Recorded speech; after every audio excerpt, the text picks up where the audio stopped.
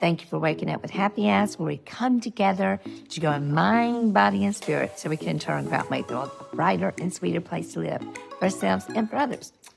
Cheers. I've got my Happy Ass mug today. It says, #hallelujah. I love that. I love the expression hallelujah. Did you know that loneliness is like an epidemic right now? That blows my mind. In a world where we're more connected than ever, loneliness is considered an epidemic. It's also considered very, very bad for your health. That blows my mind. I love people, love, but I also love to be by myself. I love alone time. Now, I get plenty of alone time for now since Hugh passed away, but I'm alone a lot, but I'm also have a lot of dear people in my life. And I'm trying to work on building better relationships with people because I used to years of being a workaholic, you tend to think about work and things like that and getting ahead and all that stuff, and you don't spend as much time delving into your relationships. And I'm at a different phase of my life, and I'm so thankful. So before we go to start today, I'm just going to read 1 Corinthians 13, 4-8. Y'all, it's it. I mean, it is the paramount principle of what love is. And if we can all get that in our relationships, in our work relationships, in our home, all our relationships, y'all, this is it. And can you imagine if everybody did this? If everybody did this, how easy the world might be.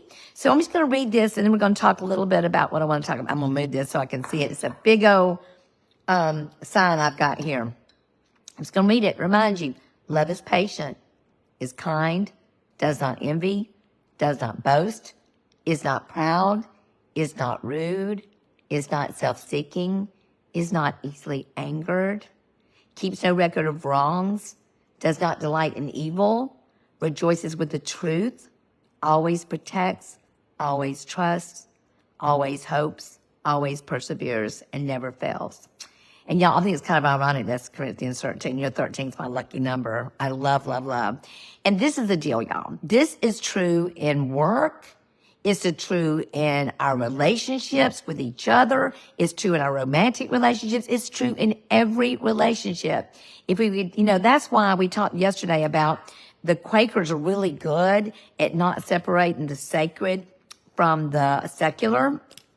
I think that this right here, whether you believe in, I don't care if you're Buddha, I don't care if you're Hindu, who you are. This principle right here about love would make it where we all would always be kind and loving towards each other. Can you imagine if we practice this in our business? Holy moly. Okay, I'm going to tell you a little story about love. I'm going to tell you love stories about me and Hugh. And you might have already heard this story, but it's one of my favorite Hugh stories. And it's a loving thing on both of our sides. So, Hugh is not, or was not, the romantic type in the world's view. He was kind, he was loving, he was patient, he was all these things. He was every one of these things that are on here. Every one of them in his relationship with me.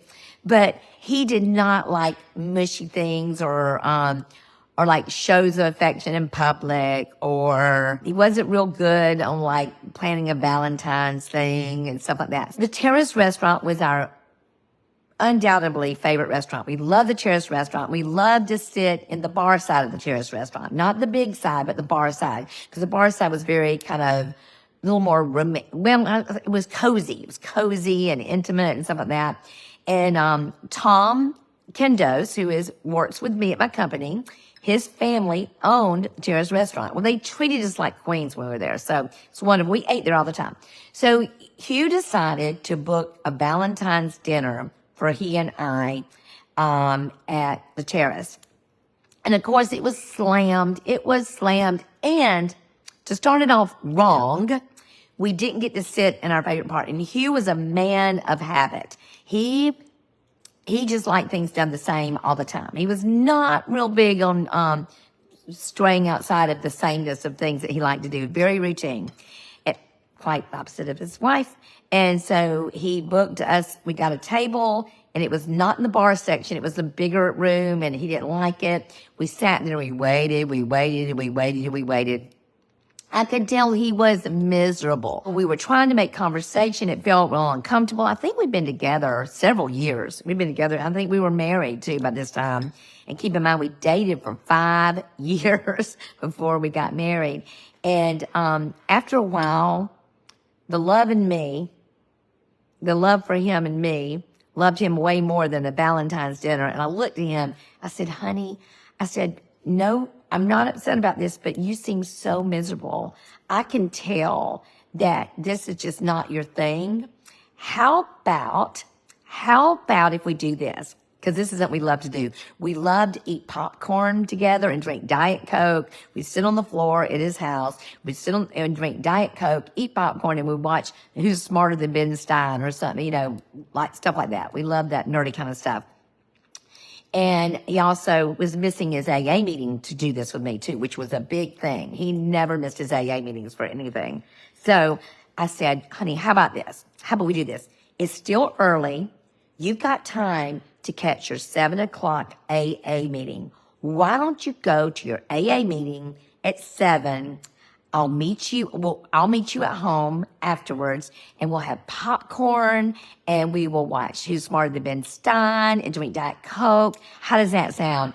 You've never seen a little skinny white boy move so fast. His whole countenance lit up. He was so happy, so excited. So we apologized to the people at the Terrace. We said, listen, we'll just pay for our appetizer. We're going to go do something else. We'll be back another time.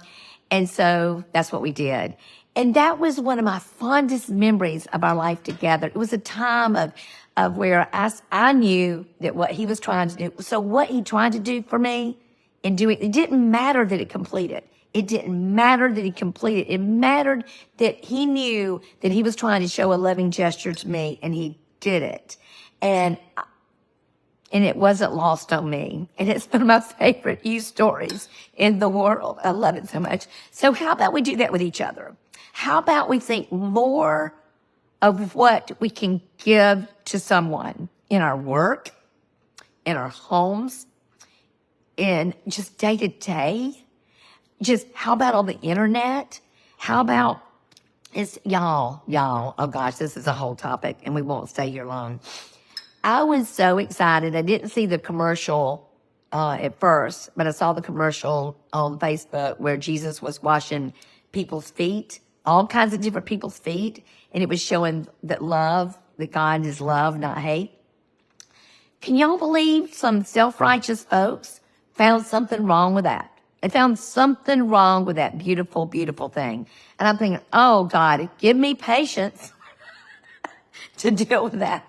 So my whole message here today is in everyone you deal with today, everyone you think about, love is patient, is kind, does not envy, does not boast, is not proud, is not rude, is not self-seeking, not easily angered, keeps no record of wrongs, does not delight in evil, rejoices with the truth, always protects, always trusts, always hopes, always perseveres, and never fails. Y'all, do that. I think we're all going to have a really, really good day. I love you with all my heart, mind, soul, and body. Let's go out and show the world that we can be happy asses filled with God's love, and we can share it, and we can show love in the biggest and greatest way.